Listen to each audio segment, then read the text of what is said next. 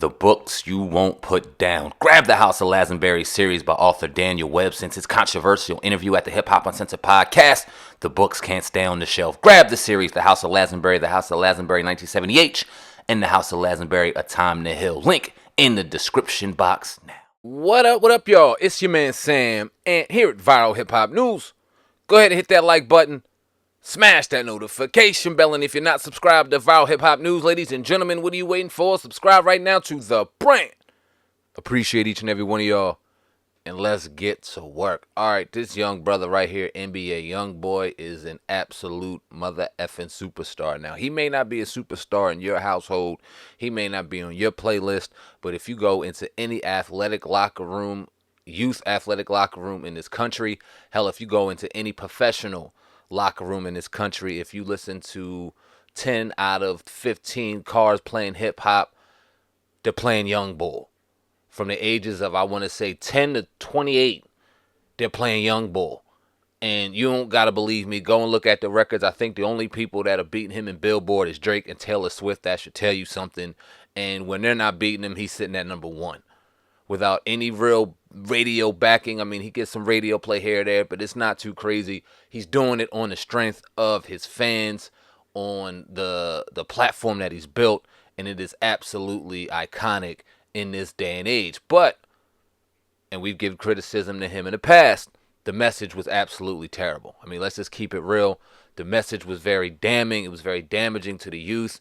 And although throughout the years of doing this on this platform and on our podcast, I've liked to personally give passes to some of these youngsters, even though I know once they hit a certain age, they're deemed as grown. They're out here making grown man decisions. Yes, I get all that. But living their lives as youngsters, as children, pretty much in front of all of our eyes, to be judged and to be looked at and to be criticized and scrutinized in front of the public to see.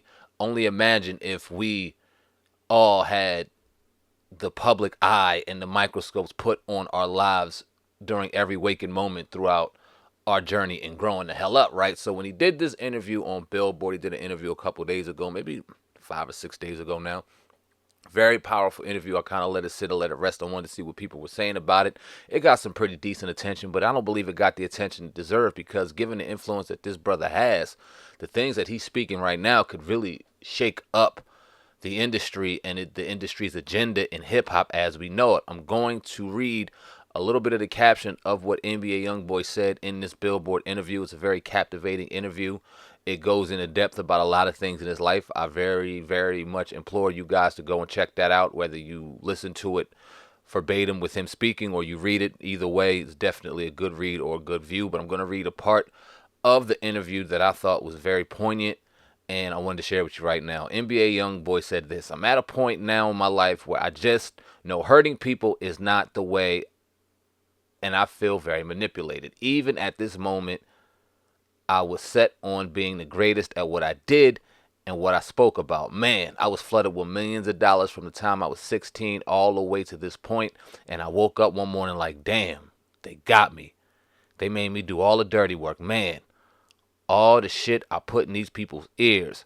By they, he's alluding to rappers he once looked up to as examples of how to live and those who bankroll them. His voice wavers, then steadies. I think about how many lives I actually am responsible for when it comes to my music. How many girls I got feeling like if you don't go about a situation that your boyfriend's bringing you on his way, you're wrong.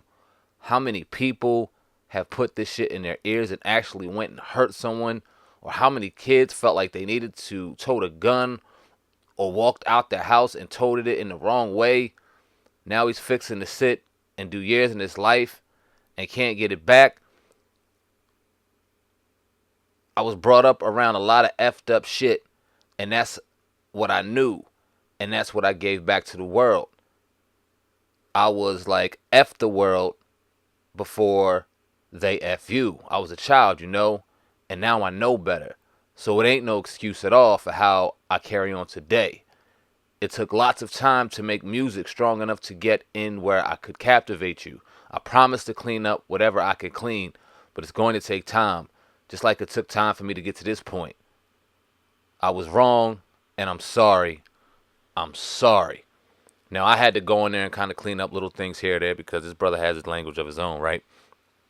But for him to say these things, if in fact he means what he says, and I have no reason not to believe he means exactly what he says.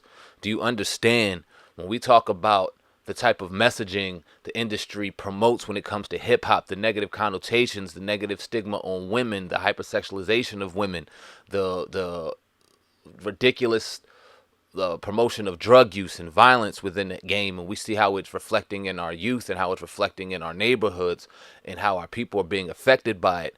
If someone like this came out and really just said, no, we're going to stop this, I'm not going to continue to push the agenda, I'm not going to continue to push the negative connotation that's put on our people and what the stereotypes want us to look like or be like or act like, I'm going to keep it real, but I'm going to keep it real in a way, in a language that they could speak. Do you know how many people this would affect? You know how much influence this would have?